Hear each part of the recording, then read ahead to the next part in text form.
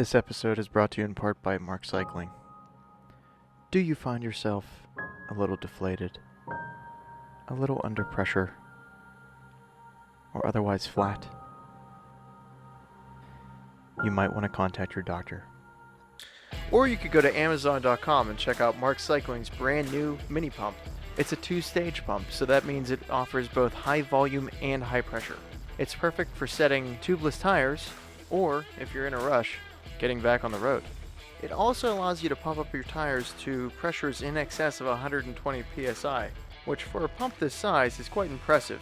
So if you're looking for a really high quality pump at a reasonable price, check out Amazon.com, type in Mark Pump, that's MARQUE PUMP, add it to your cart, and enter promo code 15MARKAIR, that's 15 MARQUE AIR, and you'll get 15% off. Now, on with the show. Welcome to 5339. I'm Andrew, along with Nick here. Today we're going to talk to Keith from Have Bike Will Gravel. But before we talk to Keith, what's new, dude? Just got back from the beach actually, and Life's a beach. yeah, rode like 130 miles, and I think I climbed a total of 250 feet. And I think that might be an overestimate. I saw your Strava. no, I had two rides that were close to 100 feet. Yeah, but you had one ride that was close to 3 feet. Two. Let's not get overzealous here. It was 2 feet. It was like 33 miles, and my Wahoo said 2 feet, and Strava didn't give me credit for either of them. If the sensor on board your Wahoo had like a personality, it would just be sitting there the entire time going, something's wrong, something's wrong, something's wrong. But for those that haven't ridden at the beach, it makes your bike gross. Just saying. Yeah. I came back and did a deep cleaning on my chain, which really only had like 2 rides prior to taking it to the beach, and it was not as bad as Clippy's when we did that, but still pretty bad. Yeah? Yeah, it was pretty bad. There's some, the beach is a unique combination of all things gross. Yeah, true. You have dead fish smells, and then you have sand. And salty air. And salty air. All which are a combination for rust. Well, it was funny. I took a few bikes down because my stepkids wanted bikes, and Christopher's girlfriend needed to rent a bike, and then one of the other significant others needed to rent a bike. And I was joking with Brian, the guy that was supposed to ride with us at Pelotonia, and I said, man, it must be tough to rent bikes down here. You got to be constantly changing chains, and the one chain that they came out with was like straight orange. Yeah, I was like, gross. Similar whenever my brother rented that, was it a Cannondale? Yeah, the Cannondale whenever I was down there in June. And I did have my chain cleaner with me, so I was able to kind of salvage it. But yeah, it was the rental. Oh, crunchies. Yeah, it's gross everywhere. Since I got back though, the rain's been nonstop, and yeah, thanks. Got to try a couple of the Zwift Classics races, and they're doing an AutoCat system now, which is kind of cool. So they're basing. How does that work? I don't know the algorithm, but they're basing the categories. You don't know a proprietary algorithm? Come on. Yeah, man. It's really weird. I haven't found it yet. Try Reddit. It's probably there. Probably. But instead of basing your category off of strictly watts per kilo for 20 minutes, they're actually basing it off of your racing speeds, which is kind of interesting. So that means I could race at zone 2. If you wanted to, I guess. Yeah, why not? But it's based off of your Zwift Power race results. Oh. So like you sign up and they tell you basically what race to sign up for. It's kind of cool. So I've done 2. I did the Crit City one, and I did the one this week, which was the Innsbruck Ring 3 times. So 3 times up the leg snapper. I know this isn't everybody's experience with the AutoCat system, but I actually feel like it's working pretty well. Innsbruck Ring is a tough one for me just because of that leg snapper. And I was like top 3rd in that race, and then I was 2nd in the Crit City. So I think I'm actually pretty happy with it. I know a lot of people are like not happy with it, but I think they're onto something. And the interesting thing is the algorithm actually changes based on the race. So based on the course that you are racing on, what it's looking for in the CAT system changes based on that. So hats off to you, Zwift. I think you might be onto something here. So keep up the good work. That's pretty cool. You've got some news for us, though. Everyone's been, I'm sure, interested to hear how your TT went. Yeah, I did the TT. And you had an interesting morning getting to the TT. I did. As Nick can attest, I'm rarely late for anything. In fact, I'm always early. Call me what you want, just don't call me late for dinner. Oh, God, that joke. I ended up waking up at 5:50 a.m. and it takes me 2 hours to get to Deerfield, Ohio. So yeah, I would have missed the race. Not the race, the pre-race meeting, which is a mandatory like safety meeting. And I was kind of freaking out because I was like, I mean, this is probably the hardest I've worked on the bike. Not hardest. I've certainly worked harder, but this is the most disciplined I've been on the bike in many years. And so I was a little pissed off, and so I ended up calling the race organizer, and I was like, "Hey, just want to let you know, bib number 12, I'm not gonna make it." Like, and it turns out the guy was super nice. He was like, "Hey, man, we're not the UCI. Like, we can just push you back." He's like, "When are you gonna be here?" And I was like, "I'll be there 10 after 8." And he's like, "I'll set you up for 9:04. How's that sound?" And I was like, "Oh, sweet." Okay, so I ended up getting there after I took the entire drive to get my mindset correct.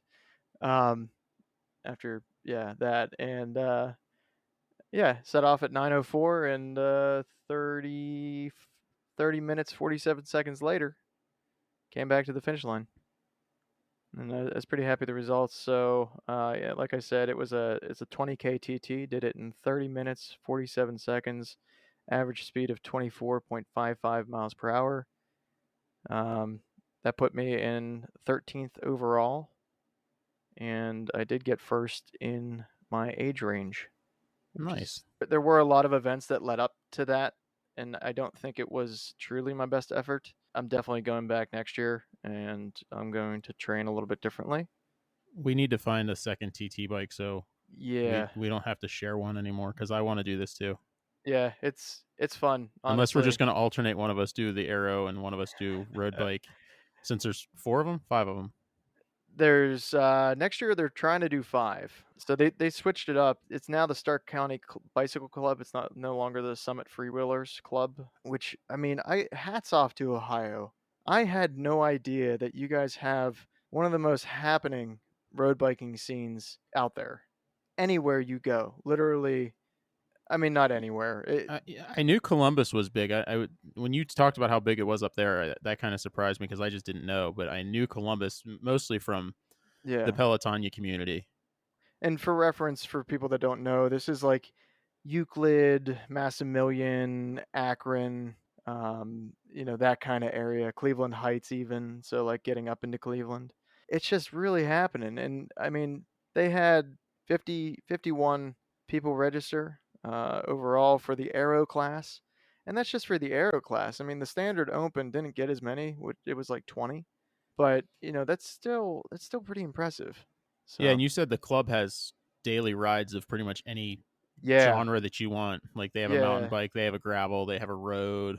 It's kind of amazing. Like I mean, no offense to our club, it makes our club look horrid. So, but yeah, also, I finally, my other big news is I got a respectable set of cranks now.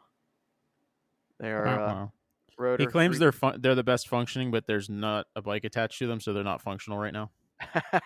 Well, I've been through a few crank sets. Yeah, that's all I got. Yeah, so I'm excited to talk to Keith. I know you've known Keith for a long time. Yeah. And Keith is, again, from Have Bike Will Gravel blog and also the Instagram. Have Bike Will Gravel? Yeah. So anxious to hear from him. Hopefully you guys enjoy listening to Keith as much as we enjoyed talking to him. You ready to get started? You stole my line. Let's do it. There goes Nick's porno music again.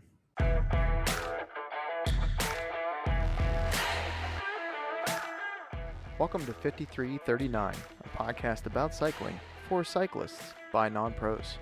Let's get to it. Keith, welcome to the show. How are you doing? I'm great. Thanks for having me on. Wanted to put this forward. Long-time listener, first-time caller. Stan, guy. Love the show. Sorry, that's something only the Pittsburghers will understand. No, that's totally something that only hometown people will get. But Nothing yes, wrong with thank that. you for having me on. Yeah, no problem. talk We've been about looking forward to it for a while. A lot of people may not know you. I know some of our listeners follow you on the Instagrams, and they also follow your blog, Have Bike Will Gravel. Let's get a backstory going for some of the people that don't. How did you start into this and become addicted to cycling, much like we are? the best way to go about it is start like when I was a kid. You know, neighborhood adventures. Everybody had to have a bike. That was kind of social Why not? media for us as kids, wasn't it? Like you just rode your bike and whatever lawn had the bikes in it was where you hung out for the day, right? Either that or whatever corner everybody was hanging out at. And then you got to remember, these are the days when you had to be home by the time the streetlights came on, or you heard your mom calling you across the neighborhood. No, it wasn't quite the same it is now. You can go out and have your own little adventures and go up and down the streets and maybe find that trail in the woods that all the kids would go on and have your own BMX adventures and whatnot. Yeah, growing up with a bike was really big. Just having that outlet and that way to go and have, like I said, little adventures. And then moving into high school, I think I had something at the time, a $75 Huffy 10-speed that Nice. I played around with a little bit in the northern region of Pittsburgh. And then when I got into college, I got out of necessity, I bought a used mountain bike, and it was a Trek Antelope, which I just beat the absolute shit out of getting around town where I was living at the time and going to school, running errands and things like that. But it was just a great, freedom to be able to bob and weave about and not have to worry about owning a car and having to deal with all of that financial responsibility. But then after college, I had unfortunately had to upgrade because I was in an accident. I got doored. Was this in Oakland? Yeah, no, Squirrel Hill actually. Okay. That was the area region I was living in. I got doored and I broke my wrist. Considered a loss, so I got some money out of that and I upgraded to the Big Red S. I got a specialized rock hopper, Yeah. and that thing served me well for probably about 20 years. I had that damn bike and I did everything to it. I'm not quite sure I even changed the chain, believe it or Seriously? not. Oh. And yeah, it just The bike maintenance gods are everything I frowning on threw you. at it. And that was a few years ago. We're talking probably about 2015, 16. I decided I really have to upgrade. So I switched brands and I moved to Jamis. Yeah. And I got myself a Trail X Comp, which is also one of their fun suspension mountain bike series, which was a great bike, but it wasn't doing what I wanted to because I discovered the Great Allegheny Passage and I was cruising back and forth along small segments in and around Pittsburgh. I think the crushing blow came when I was trying my best to just fly up that trail and somebody passed me on a smart ride. So I knew it was time to upgrade again. Yeah. And I stayed brand specific. I went to the Jamis Allegro, which is a hybrid with a 3x in the front Okay. and a flat bar. And I was faster. I was doing a little bit more. I was going out, achieving more longer rides. I was really starting to expand my scope as far as territory, moving further off the Gap Trail. I was doing trips up to McKeesport, which at the time for me, a 36-mile ride was a big ordeal. Yeah. I thought, wow, I'm in the world. I did this. And I kept going further, up to Little Boston, PA.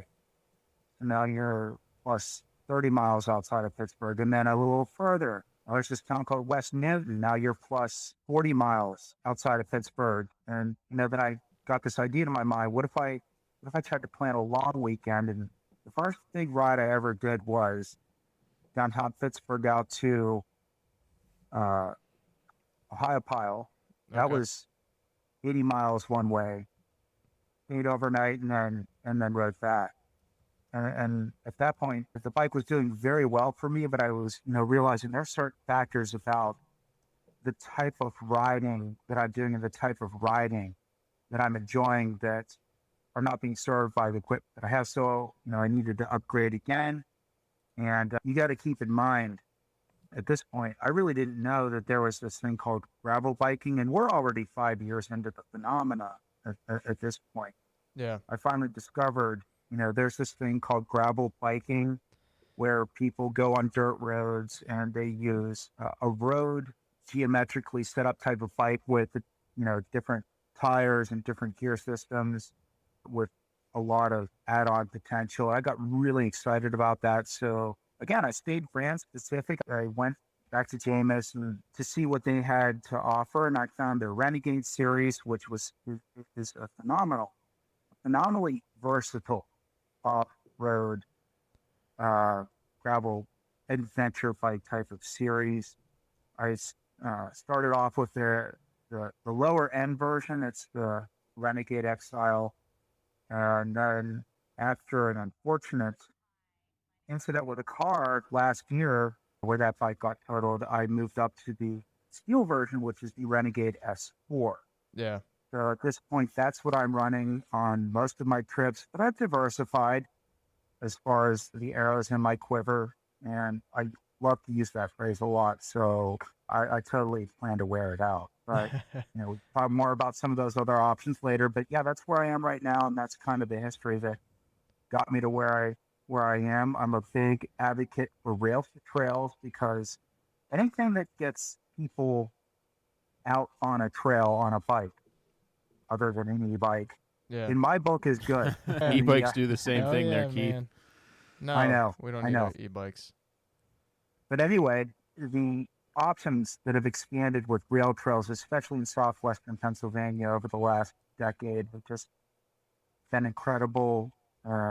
Any area around the country where you can find an old railroad that has been turned into a rail to trails, that's a good experience because you're out there, Yeah. you're experiencing something different than your normal town or city type of riding. You don't have to worry about the vehicle traffic.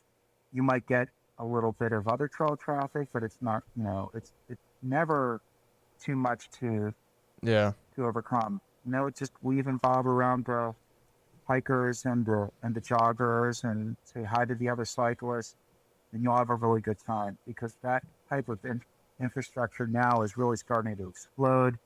And that's one of the big themes of my Instagram page and my handle, Have Bike Will Gravel, is, getting involved with the Rails to Trails program and where it can take. So maybe Nick and I should start something that's have components will gravel. Bad pun there, but yeah, I mean, for those that aren't aware, hey man, whatever you can piece together at the moment, there's no rules. There's really no, and that's what I've discovered about gravel biking. There's no rules. You can take a BMX bike and go out there. You're not going to go as fast, but you'll handle the trail. Oh hell yeah, man! For any bike that you can put tires on that'll handle crushed limestone surface with some rocks and pebbles and maybe some ash gravel. Yeah. You can do that. It's not hard. So a little bit about your current bike. I got some of the specs pulled up here. It's a Jamis S4. You're running in Sora, right? Yes. Okay. Yes. And that is a steel frame and a Claris group set. Yeah. It's a really nice, capable bike. I love how many mount points it has on it for bike packing, which is, I did have something like that at one point in my life, and I will be getting it. Don't worry. So we will go bike packing again, and hopefully blow less spokes definitely. this time. I love that you point out the mounting points because they actually put mounts on the forks. It's a steel frame carbon fork, and they put water bottle mounts on the forks, which for me was huge because let's get that a little bit back into being brand specific. I really, really got into Apidura as a brand for bike bags and bike packing because of the versatility. So I use a frame bag, a full-size frame bag that fills the inner frame. I've got a handlebar bag that carries a tent, a sleeping bag, and sleeping pad. I've got a saddle bag that stretches out and carries clothes or any other vitals. So where do the water bottles go? A water bottle cage on each fork, and I've got two with an easy reach, especially when I'm in the drops. which is again huge for long endurance on rails and trails, because rails and trails are not twisty turny. Yeah. They're long straightaways and gentle curves. So you're going at a really good pace for a long period of time in a certain position. You want to have options, and to be in the drops, traveling fast, just to be able to reach down at your fork and grab a bottle, it's huge. Plus feed bags on the handlebars, love it. So kudos to Apidur for everything that they come out with. One of my favorites, and definitely an essential for the long trips. Super durable bags. I've been coveting my neighbor's frame bag, not gonna lie. First time you pulled that out, whenever we went down to Confluence, it was the infamous spoke trip. Spoke-tastic trip. You and I were Andrew actually, broke it. all three of us were kind of together in that same area, but not on the same ride. Yeah, you guys were doing a road ride out in Ohiopyle, right? Combo. So we did. We got all of our climbing out of the way, and then we came back to Ohiopyle and went on the trail to Confluence and back. And Yeah, then 'cause pigged out in Ohiopyle. I was texting you, like, how far are you? Do you have extra spokes? What are the chances of you having extra spokes? Because I'm blowing every single one of them on my bike. But Yeah, yeah, the answer was not close, and I don't have any spokes. but no, that trip was the first time that I think you were fully kitted out, Keith. No, it was actually not. The first time I was First time- out was before okay. that. It was a test ride, and I just did Pittsburgh up to Gervais Cemetery Oh, right. on the Gap Trail, fully loaded up, just to test it out. That's not a long trip, maybe 30 miles one way, just to see how the balance would handle. And I carried a lot of superfluous things with me just to see what's it like to ride that length with a really loaded down bike, because that was practice for a lot of longer and bigger trips that I wanted to do and still intend to do. So you got to flesh things out and see how it's going to work, and see what's your threshold with what kind of speed and cadence you want to handle, with how much weight you're going to take with you. Yeah. And it really comes down to a process of elimination. Okay, I didn't need this thing, I got to take it out. That lightens me this much. I did need this thing, but it doesn't weigh that much, so I'm going to, chuck something else out here to even that up. And it was a great experience to learn how to do that. So by the time that you and I did that trip, Andrew, I think I was a little more, I was more prepared and comfortable with the setup. And if you remember, we had a conversation about riding profiles, and my first bike packing trip to Ohiopyle involved pannier bags, and that was not a good experience, because if anybody who rides any distance on the Great Allegheny Passage knows that those road crossing posts are very, very close together, so you don't get a very wide vert to pass through, and those damn pannier bags were just hitting those posts every time. I think I ripped one off. It's a good thing I had a lot of clips and tape with me to put things back together. But I learned a good lesson there, that I wanted to streamline my profile for riding. So the Apidur bags give that opportunity. There's nothing that really hangs out the sides a lot. Everything is very in line with the center profile of the bike, which I love. And there's an aerodynamic aspect to that you can really build up some speed, especially on a rail trail with a fully loaded bike, if you have everything quote unquote in line. Unless you get a cross breeze, and then you're a sail. Well, then I might have one of those big damn aero discs on the back wheel, so it's the same thing. Well, Keith, you kind of mentioned it, but talk a little bit about some of the changes in how you have to ride when you're loaded up like that. I mean, obviously we're more of a road-focused podcast, but I know some of our listeners have mentioned bike packing, and it's not quite the same handling. So how did you kind of make your adjustments, or what adjustments did you have to make? Carefully. That's a great question. That's a great question, Nick, and I'm glad you brought that up, because, like I said, my first ride, I've researched a lot about what type of equipment I needed to do what I wanted to do. You know, you can research till the end of time until you actually put things together and go out and do it, you don't know. So, that being said, my first ride, I thought, oh my God, you know, I'm going bike packing overnight. I should probably get some kind of portable gas generator just in case I lose something. And, you know, I need to have emergency medical service within hands reach at all time and everything like that. And I need to pack this in. And what if I need this? And what if I need this? The only way you really find out is if you go do it. And I did it, and I found out, okay, I'm doing a one night trip, which means an out, a camp, and then a back the next day. Yeah. So, you know, what am I taking with me clothes wise? Well, I'm going to leave with the kit I have on. I probably want to have something comfortable to sleep in, and then I want to have a kit to get back the next day.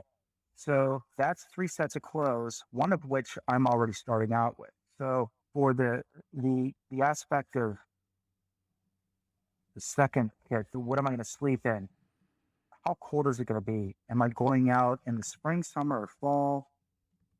And I have not winter packed yet. So that's another plan for another day. But most of my packing is done during the summer. So the second part is, you know, what am I going to wear overnight? How warm is it going to be? Am I expecting rain? Usually it's going to be a pair of shorts and a t-shirt. And then I got my third kit or my second kit for the next day back. So that's all going to be really compact. That's all just going to fit into the saddlebag. I'm going to have something to sleep in and sleep on when I go out packing. So there's going to be a tent involved, and a tent can be really big or a tent can be really small. Who am I going with? Usually myself, so that tent should be small. So I chose a Vivi, or short for bivouac tent, which I got through REI, which is incredibly compact. I did the same It's a mummy thing. bag, basically. Yeah, actually it is. You're not wrong there. Whenever we went to Confluence and, I pulled out a full-size tent, and then you set up your tent, I was like, oh, that's way more appropriate than what I have. Now, to be fair to Andrew got to stretch out and roll around during the evening, and I was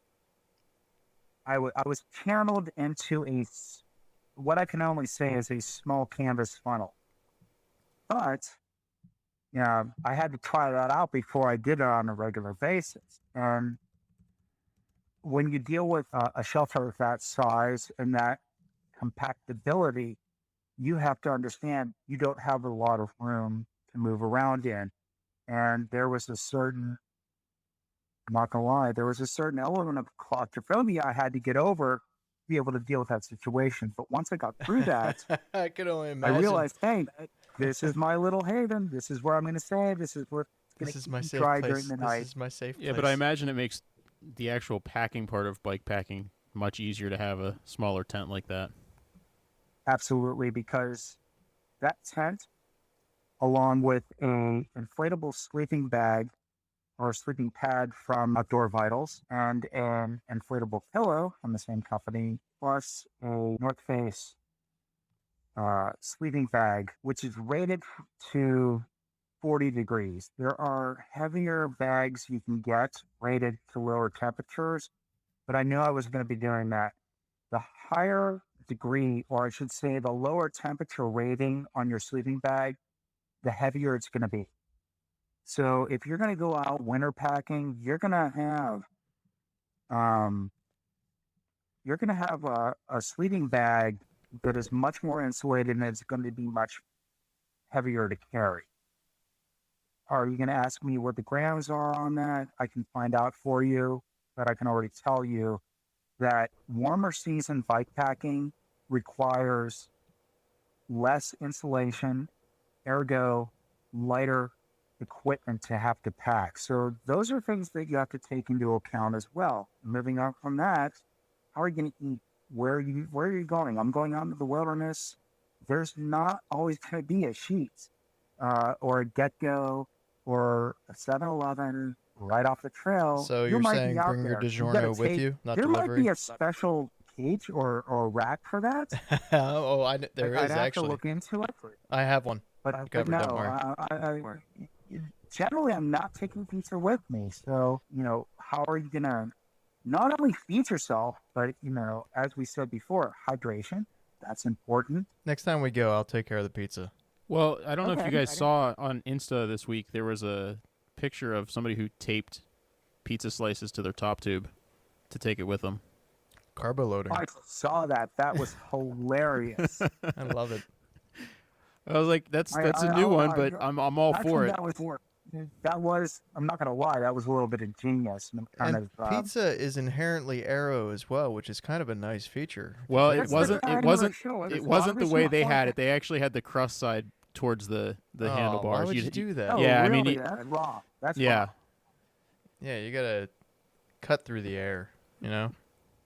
You know what? If I'm going to do pizza on a ride, and forgive me, New York, but I'm going to fold it, Oh, and we just I'm lost going all of to New zip York tie listening. it to the handlebars just so it's aerodynamic. See, you can't fold real pizza, so because the real pizza is the thick stuff. That's the best. Okay, how do I get rid of Nick on this call? All right, see you guys. See ya. Thanks, man. If you're looking to host a podcast with me, which nobody is, but anyhow. No, that's awesome, though. I mean, so, like, obviously you've gone out a lot and, had a wide variety of different experiences on the bike, but, of all of them, what's your kind of favorite cycling memory? Or, like, where do you find yourself kind of gravitating towards? Are you've can I say you've started road riding a little bit? Is that a growing sector in your? Multifaceted question there. So let's pick it apart a little bit. Let's start with the greatest memory. Was actually the result of everything we've just been talking about with bike packing. I got wind of a phenomenal trail down in West Virginia. It is called the Greenbriar River Trail. Yeah. It's a rail trail that starts up around near Cass, West Virginia, and goes all the way down to Lewistown, West Virginia. I want to say about 75 miles one way. Okay. So I drove down to Cass, West Virginia one morning very early. I got 4-hour drive down there. I got there about 7:30, 8 o'clock in the morning and got on the trail fully loaded after all of my breakdowns and run-throughs. And I knew what I wanted to do. I knew what I had to have with me. And that preparation, that getting ready, that pulling all of the elements together, it did not prepare me for what I was about to experience. It was one of the greatest rides I've had ever. If not the top ride ever. I watched the weather like a hawk for 2 days to make sure that I was going to get a good weekend where I didn't have to worry about any inclement weather or anything like that. And I got on that trail and it just weaves down through the mountains of West Virginia. You hit a couple small towns here and there. You pass through some tunnels in the mountainside and over some phenomenal bridges and just absolutely gorgeous views of these hills and peaks rising above you steeply on each side. You are really in a canyon all the way down through that trail. But it's a rail trail. It's level. You're not really working a lot. You get to cruise and just enjoy this stellar beauty of West Virginia. And it probably took me, I want to say, about 7 hours the first day to get down because it was a slow descent. It was probably about a 1% grade over maybe every 5 to 10 miles. So it really wasn't bad. And then I camped overnight down toward Lewistown and then came back the next day. So you have a little bit of an increase. Maybe it was about 8 hours, maybe 8 hours, 15 minutes to get back. Going backwards, but you get one view going out, you get a different view going back, and you notice different details on the way down as opposed to what you see going the way back. And like I said, I had just some great days worth of weather and new territory, which was completely foreign, but an incredible experience. And 140 miles over 2 days was that was just an absolutely huge accomplishment for me. That's impressive. And Yeah. you get back to the car and you think, oh my God, how did I do that? I can't believe I'm so tired. Oh my God, I just want to die. I want to fall over. I need coffee. I need a beer. I don't know. Give me them all. And then within 5 minutes, you're like, when can I do this again? Greenbriar is definitely one of those trails that's on the list. It just sounds epic. But On that note, I guess you can pick up and just leave that. The whole Greenbriar story that was the greatest adventure, but there your are favorite many ride. other there are many other trails out there still to be experienced. I have a dream ride. Is it the one with the tunnel that you and I both saw on Instagram? And I was like, "Where is that?" And then you sent a message to some random guy, and within 45 minutes, we knew exactly where it was. And it's like in the Midwest or something. But So, great story about that. Two great guys that I now follow, both on Strava and Instagram, are the Halp brothers, and they go out and they race and they do gravel riding and they do a lot of other disciplines. They're based out in North Dakota, which is where the George S. Nicholson Trail is. It's about I want to say about a 90-mile long trail between Deadwood and a very small town in the southwestern part of North. I can't remember if it's North or South Dakota, but it's out there. I've been researching it heavily. It just looks incredible. There are tunnels, there are bridges. the tunnels look epic. The tunnels are indescribable. Next level. They're next level. They're not even pitched. They're just carved out of raw, rock. Yeah. They've got old style timber beam portals at each end, and they're like I need to get through this tunnel as quickly as possible or I will die. We'll definitely post a link. We'll definitely post a link to this in the description because it's indescribable. I mean, Nick, I've never even showed you this, and I know you'll look at it and be like, yeah, I just want to ride through that. That looks sweet. Yeah, send it over. Definitely. But Keith, it's a great trail. It's something I wanna do at some point in my life. It's tapping the bucket list. The logistics of getting out to do something like that are pretty far-fetched, but if you want to do something, you plan for it, and oh hell yeah, and then you go do it. And that's what I've done with all of the trips that I've done so far. I kind of researched out and really tried to figure out a worst-case scenario of what I was going to deal with, and then how do I plan for that? Try to plan for it the best I can. It's good to have backups with you, but you don't want to carry too much. I was saying before, but the ultimate idea is that if you prepare well enough for the ride you're going to do, you keep an open mind, you're going to get out there and you're going to have a great experience. You might have a bump in the road, or you might have some kind of encounter or some kind of interaction or just some kind of event that might put a damper on that. But prepare the right way, you can get through just about anything, and you can still enjoy that ride. Absolutely. It's all about the mental outlook on it whenever you start. I wholeheartedly agree with that. I think the mental outlook also goes along with racing and the way that you approach events like that, because that puts a different spin on things, which I've done a little bit of so far. I had my first gravel race earlier this year, and Andrew, you're an old hand at the Quick and the Dead down there in Southwestern Pennsylvania, that looks like an incredible route. I wish I had the luck for that this year because I just did the... Hey, man, there's still spots. There's still time. You can do it Whiskey Rebellion. So there are so many different events out there and things to take advantage of if you want to be in that competitive aspect. And even if you're not that much into the competitive aspect, it's good to go out there and just experience something like that, especially if you don't go out with the mindset of, I have to win.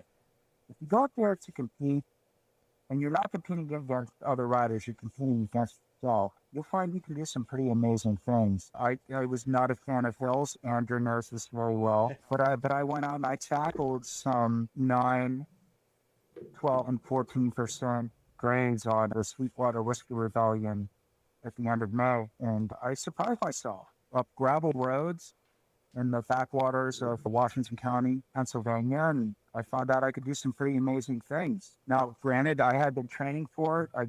I knew what the course was going to be, and I went down and practiced it maybe once or twice a month. But when it came game time, I was able to make it through it and have a good time with the course that I chose. A lot of these gravel races, they'll give you the options for multiple course lengths, and I think the best approach to that, start slow or small and work your way up. I think after the race that I did, I kind of fell down after I crossed the finish line and said, "My God, I'm never going to do this again." And then 5 minutes later, I was like, I'll probably be back in that.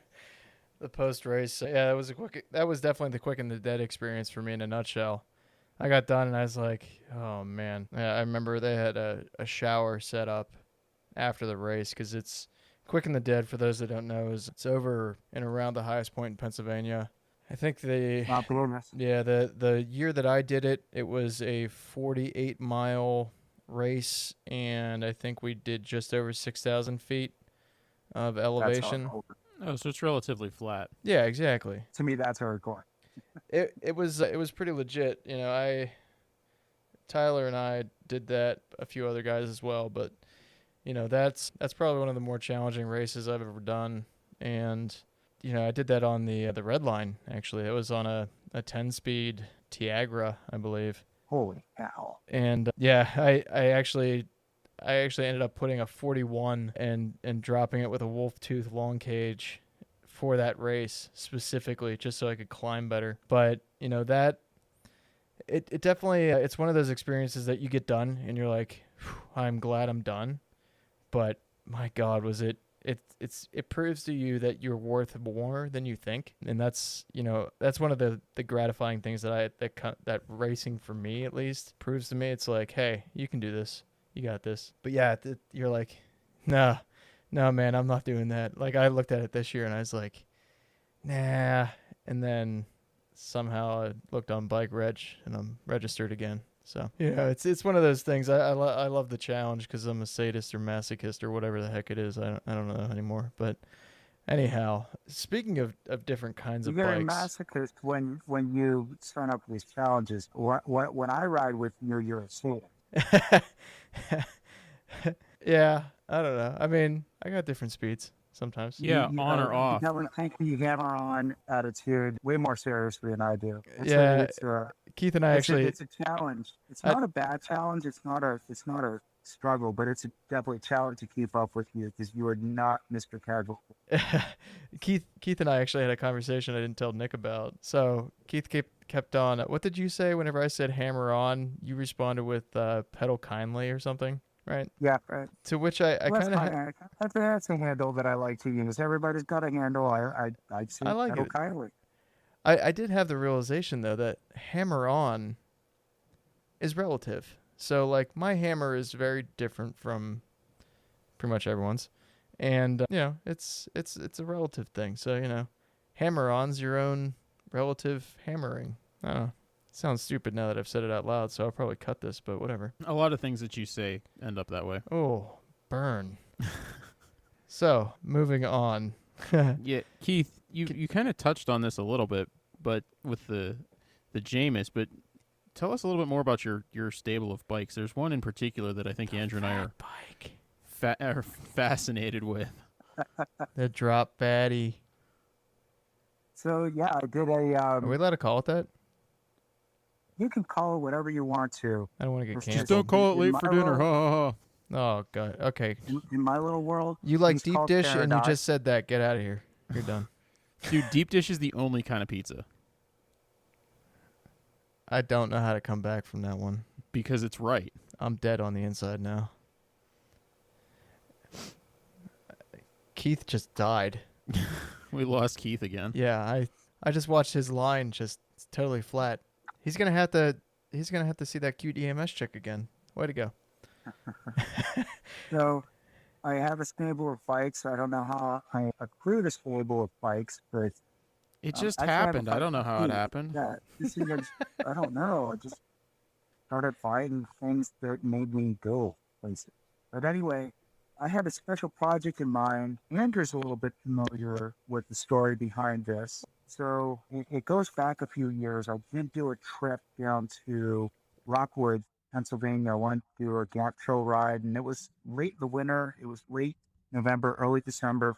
And I drove down to Rockwood intending to just ride on the trail for about 10 miles down to Myersdale and back. That trail was not frozen, even with the altitude, and it was slushy, and I just sunk in, and it was very difficult on a set of 700 by 42s, even still, and dropped the pressure, and it was a miserable time. And I broke my own golden rule of never drive longer than you actually spend riding. I didn't get out 5 miles before I had to just turn around and call it quits. And I hate to do that on a ride, but it was just, you get to that point on an adventure and it's not fun. Either I go on and just make this absolutely, hideous, or I cut my losses and go back. And I thought from that point on, there's a different type of tool that I need for this situation to be able to keep doing what I want to do. And the answer kind of came from something that I had discovered a few years earlier on a trip up to Erie, Pennsylvania. I saw somebody on the beach in the sand on what we now collectively call a fat tire bike. This is the first time I saw one of those. And then I started researching that idea a little bit more and what could be done with it. So the geometry of a fat bike being more closely associated with a mountain bike frame than, say, a hybrid or road bike or, the in-between gravel frame. I understood what that type of setup could do, but I also was more fixated on what tires as opposed to what my existing tires could not do. But there was an extended element to that, that if I get a setup like that, I'm still going to want to go fast. And fat bike tires don't really go that fast. Having gotten into the gravel bike realm, I really fell in love with drop bars because you have a lot of different hand position options as you're riding, especially if you got some flair on the outside of the handlebars. You can go for longer periods of time, adjust your position throughout the ride, and still remain comfortable because, your hands are going to get numb, your arms are going to get numb, your back's going to start to hurt. It never is a bad thing to be able to have different position options. So I thought, if I'm going to do this, I'm going to put drop bars on it, which is a really silly sounding thing for a fat bike.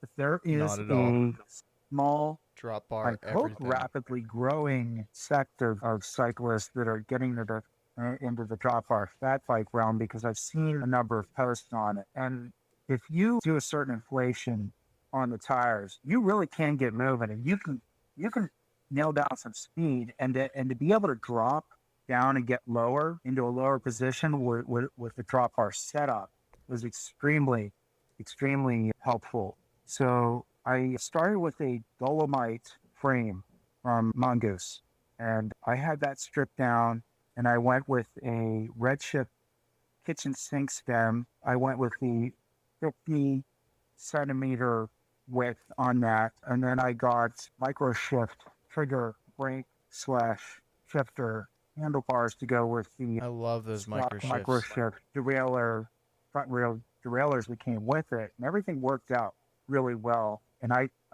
had a vision in mind. It's stuff I had to mess around with, but I'll tell you, it's probably one of the most fun toys I have to play around with. And then I took the frame to a powder coater and had him put a custom paint scheme on it. I had an online company print out some vinyl label graphics with my Instagram handle on them, and I decked that thing out and capped it off with a custom head badge made by a phenomenal artist, Jennifer Green. You can find her on Instagram, Jen Green Head Badges, and I had her do my own personal logo with a variation for the Fat Bike division, which I like to call her now. as part of Pat Bike Will Gravel, and it really just put everything together.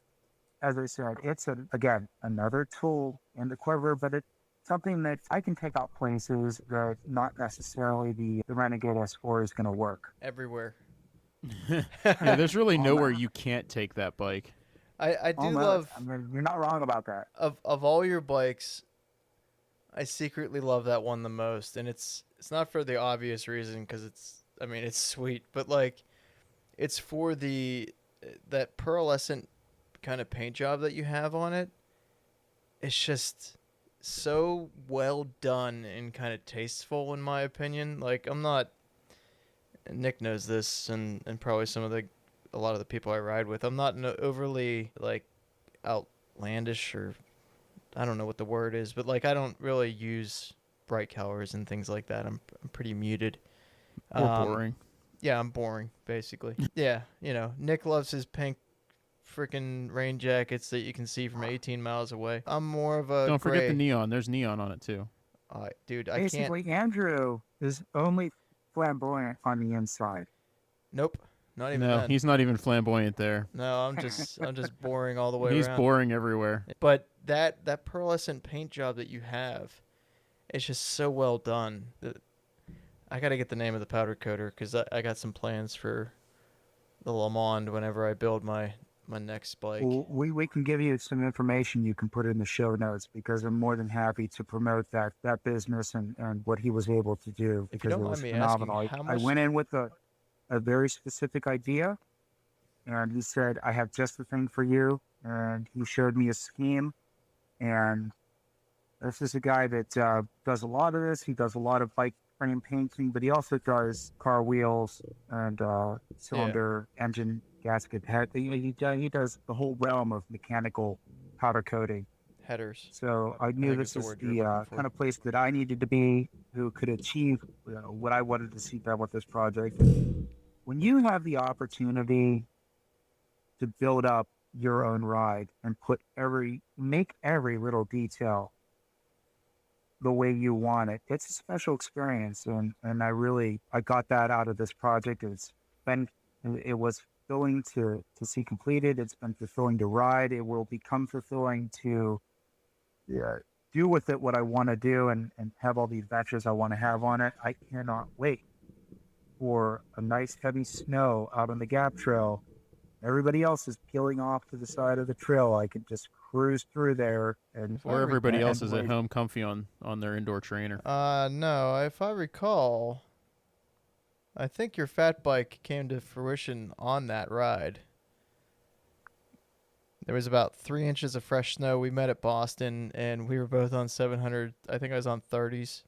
It's probably the widest tire. Well, no, you and I were on the trail and we were following Fat Bike. Oh yeah, that's right. We were in their tracks because we couldn't. Yeah, we were in their tracks. Yeah, that was an That interesting. did nothing but reinforce the fact that I wanted to have the type of bike that I built. So it You had went been and a did long it. time coming, and I went the opposite direction.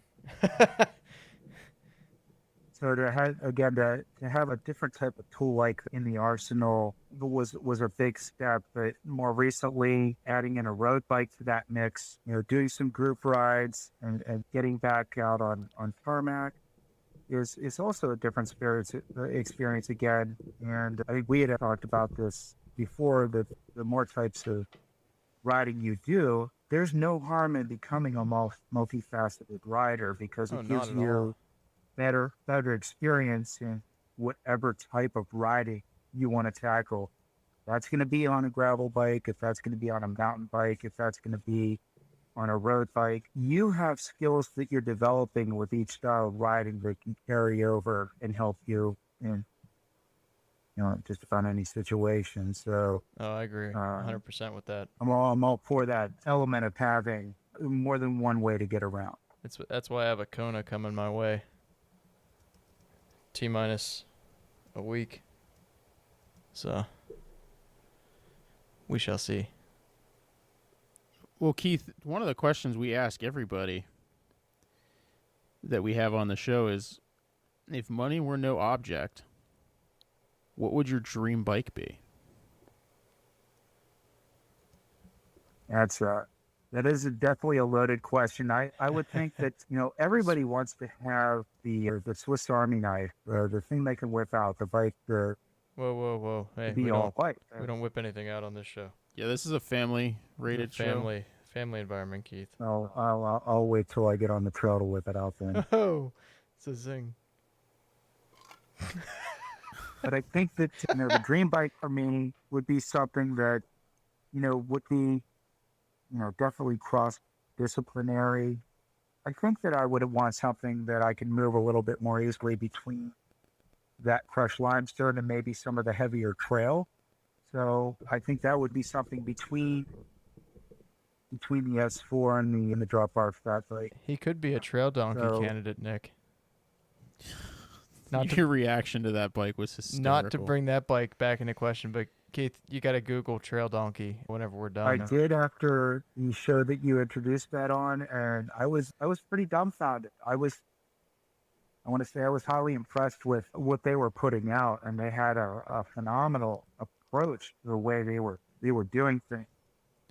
To be honest with you, Keith, that bike had nothing to do with the bike itself and everything to do with the fact that its name was the Trail Donkey, and I just wanted to get a reaction out of Andrew, and I did, so mission accomplished. I think Nick wanted to see how well my censoring skills were in the edit.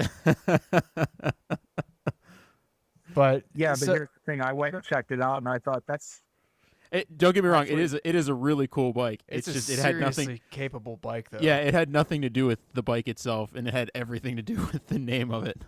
Considering what it is, I built it out, and I think it was like $3,800 for the whole build. I was like, that's pretty reasonable for what it is. But going back to your dream bike, Keith, is there like a particular brand you have in mind, or is it more scope of capability that's more important to you? It's definitely going to be scope of capability, but I won't lie. I do have a lot of brand centric appreciation around Jamis because I've been with so many of their different products, and I moved up through the ranks from their mountain bike to their hybrid to their adventure gravel bike series, and they haven't steered me wrong yet. No pun intended. Every kind of upgrade I've done through that brand has really solidified my abilities, riding skill, and at this point, being on the S4, which is as I said, the steel frame, went that route, moving up from an aluminum frame because of the number of miles that I'm doing. I just need something that really take the stress and torque that I'm putting into the overall mileage I'm putting into some of my rides. So I would seriously considering moving up into that carbon range to see what type of flexibility and durability that can afford me. The Renegade C2, I'm not gonna lie, I actually sent Nick a picture of it while we were talking. That's a seriously good looking bike, but also super freaking capable. It even has routing for a dropper post. They didn't chance out on any of the elements that they introduced in the lower versions as far as the mounting point, the ability for customization. If you do that, you are going to love hydraulic disc. Oh, that's a game changer. Yeah. Such a game changer. I don't want to sound like one of those like purist douchebags, but dude, hydraulic disc, especially whenever you're loaded down with all the kit, coming to a stop, actually being able to stop. Well, no, like, I mean, Keith, you know the stop. You come into the Ohio Pile train station, you make the right, you drop into town to go to that little store to reload on whatever fig bar you have, and you come down that little hill, and whenever you're loaded for whatever, it's like, oh man, I gotta really apply the brakes here, because I mean you're the bike plus yourself plus a ton of kit, so like it's a lot of stress on the disc, and I don't know, it's hydraulic just handles it a lot better with the pressure that you can apply to it. So Nick might not be aware that Andrew and I had this conversation before, and I was always very disposed towards the whole hydraulic aspect of braking, because I just assumed that's one more thing that can go wrong. Yeah. Which is why I had also, for the longest time, rejected the idea of going tubeless. But coming up to the gravel race that I did earlier this year, that became an absolute necessity and really saved my butt in that experience. Going tube with my tires, I got a pair of Cannonballs and had the Sweetwater Bicycle Shop down in Sewickley, Pennsylvania, set me up on tubeless. And I'm not going to lie, that was probably about the best $200 upgrade I could have imagined for doing what I wanted to do. But if that is carried over into a lot of the rides I've done since then, most recently this weekend, I did about 120 miles on the C&O Canal Towpath Trail, which is really rough between Cumberland and Hancock, Maryland. This is not the fine crushed limestone of the Great Allegheny Fault. No, it's This aggressive. is heavy cinder and driveway gravel all the way throughout. The first time I did this about 2 years ago, I had like 2 flats on the return, and it was just a 60-mile trip that time. I knew that if I was going to go down and tackle that seriously, I would have to really, really upgrade my tire game. And I made that jump for the race, but that jump has really turned out to be a very wise and sound investment for the type of riding that I do. And not having considered that prior and seeing what the result was, I could definitely look at hydraulic braking as a serious advantage and a better upgrade to invest in. So with all things in mind, never, you might think that something might not work for you or might not be the right fit for you. You will not know until you try it. Correct. Yeah. Especially with biking. It's you don't find what you love until you know it. And that's that's the cool thing about biking. For me at least. I guess to answer Nick's question the best way, what's your dream bike? It's just something that I can go out and that I can rely on, that's going to be heavy duty enough but light enough to go as far as I want, when I want, and not have to worry about things too much. Fair enough. I'd like to thank you so much for coming on. It's always a pleasure to talk to you about shop and all the journeys we've been on. And there'll definitely be more. I know, I got to get out there again. It's been You need a bike that has more clearance than 25s. Yeah, I'm working on it. I know. Baby steps. Yeah, exactly. Nick keeps on suggesting Maybe kit we that gotta maybe I keep we need to suggesting get what? Andrew. You keep on suggesting all kinds of shit for me to buy. Yeah, but it's on you to actually continue to say no. I know. We do need to get Andrew back onto a gravel bike. Maybe he's got to go with. I think maybe Andrew could do really well if he went like the Salsa Warbird route. Yeah, about that. Is that what Tyler has? No, he's got a salsa something. Not Warbird. Not Warbird. My other buddy has a Warbird, and it's a sick freaking bike. We need to find you a Jake the Snake. No. Why would I get a Jake the Snake? It's the gravel bike has been chosen. I just have to wait until inventory comes in, and I'm keeping that one close to my vest. But Nick would approve, so we'll have it in 2023 or 2024 at this point. It's a race. It's actually closer to a CX bike. But yeah, which I think is the kind of the gravel bike that would suit you the best. Yeah, it still has the mount points that we need for. But you could have a bike packing. second wheel set and still run it on roads if you want to. Exactly, yeah. Because I do plan on racing some CX here coming up once I get the TT bug out of my system, and if it ever leaves, I don't know if it will. But anyhow, cross would be definitely fun to try, but I don't think that's an avenue that I'm going to be venturing down at any point soon. That's another level. Yeah, that's definitely another level. But yeah, before we diverge too much, I see what you did there. What's that? No, you that's could get not. a divert. No, he's not a specialized guy. No, I can't go. I can't go big red ass. Just against my nature. But yeah, thanks again for coming on, man. We'll appreciate it, Keith. We'll definitely. I appreciate you guys having me. It was a great experience. You guys are doing just a phenomenal job with the podcast, the people you've been bringing on. I'm honored that you guys wanted to have me on to talk about bike packing, gravel riding. Yeah, we actually had a couple listeners mention bike packing. We're like, well, who better than than Keith to talk about it. Exactly. Yeah. But no, I appreciate it. Yeah. It's And I promise, Keith, I'll come into your world of gravel since you've joined us on a few rides on the roads and come I into our can't world. wait to see that. The ribble I might am get dirty. more than willing to happy to invite you into that world, and I have some great trails that I think that you would love, Nick. Should we take him to Allegheny National Forest on a snowmobile route? You know what? This time around, I'd be ready for it. Hell yeah, let's do it. Well, thanks again for coming on, and until next time. Thanks, Keith. Thanks, guys. Thanks, dude. Hammer on. Hammer on. Why does it sound like porn music whenever you do it? Because I do that kind of intentionally. You're like, bow, ba-dow, bow, ba-dum, boom, ba-dum. I can't. Thanks for listening. If you enjoyed this podcast, please leave us a review wherever you listen. It helps us get more listeners just like you. Also, be sure to follow us on Instagram, Facebook, and Twitter. If you'd like to help support this podcast, please consider contributing to us on Patreon. We appreciate your support. We're always open to suggestions for topics, advice, and interviews. If you have something you'd like to hear, be sure to drop us a line at 5339cycling.com/topics. Or email us at nicklovesshimano105@5339cycling.com.